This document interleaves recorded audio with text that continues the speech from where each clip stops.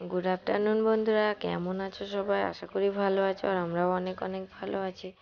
তো চলো, আজকে কোনো ব্লগ আমি তোমাদের সঙ্গে শেয়ার করছি না, তো একটা ছোট্ট ভিডিও তোমাদের সঙ্গে শেয়ার করছি। আশা করছি তোমাদের ভালো লাগবে। তো দেখো, এখানে আমি একটা নারকেল নিয়েছি আর ওটাকে আমি ভেঙে নিচ্ছি। তো নারকেলটা আমি বাড়ি থেকে নিয়ে এসেছিলাম, আমাদের গাছের নারকেল। তো ওটা ঘরে রেখে দিলে তো ধরো পচে যাবে, তো সেই জন্য ভাবলাম কিছু একটা বানাই। তো দেখো নারকেলটা কত সুন্দর একদম। আর নারকেলটা তো মানে কি বলতো, পুজোর সময় যখন গাছ কাটা হয়, নারকেল গাছ পরিষ্কার করা হয়, তখনকার পাড়া। তো তখন ঘরে ছিল, এবার ঘরে তো খোসা শুদ্ধ ছিল, এবার ওখান থেকে আমি ছাড়িয়ে নিয়ে এসেছি। আর নারকেলের খোসা ছাড়িয়ে রাখলে না ওটা পচে যায়, তো ঘরে রেখে আর কি করব, সেই জন্য ভাবলাম কিছু বানিয়ে নিই।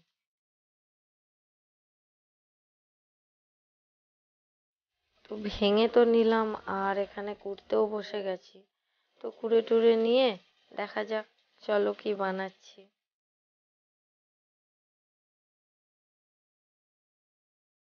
তো দেখো, এখানেতে একটা নারকেল নিয়ে আমি বসেছি কুড়াতে। পুজোর সময় যখন নাড়ু হয়, তখন বলো কত কত নারকেল কোড়াতে হয়। তো আমি অনেক ছোট থেকেই এই জিনিসটা পারি, মানে নারকেল কোড়াতে পারি। আর এখন তো ধরো সবই পারি, এখন তো পুরো সংসারই হয়ে গেছে। তো চলো, নারকেলটা আমি আগে কুড়ে তো নিই, তারপরে দেখা যাক কি হচ্ছে।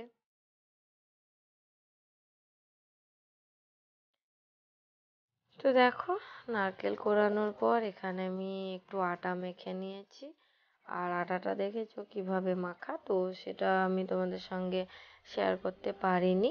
তো আজকে কি বলো তো, প্রথম দিন তো, এবার তো ভুল ত্রুটি ধরো হতেই পারে, সেই জন্য আমি তোমাদের সঙ্গে সবটা শেয়ার করতে পারলাম না। তো দেখো, আমার কাছে কোনো শেপ ছিল না, মানে ছাঁচ ছিল না। তো সেই জন্য আমি চামচ দিয়ে ওগুলোকে ডিজাইন করে দিয়েছি।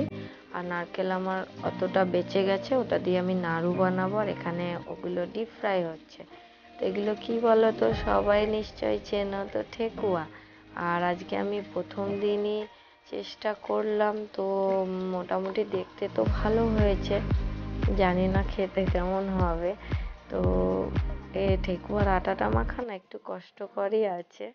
তো যাই হোক, প্রথম দিন করেছি, মোটামুটি হয়েছে, এতেই শান্তি। তো চলো বন্ধুরা, আজকে এটুকুই। তো টাটা।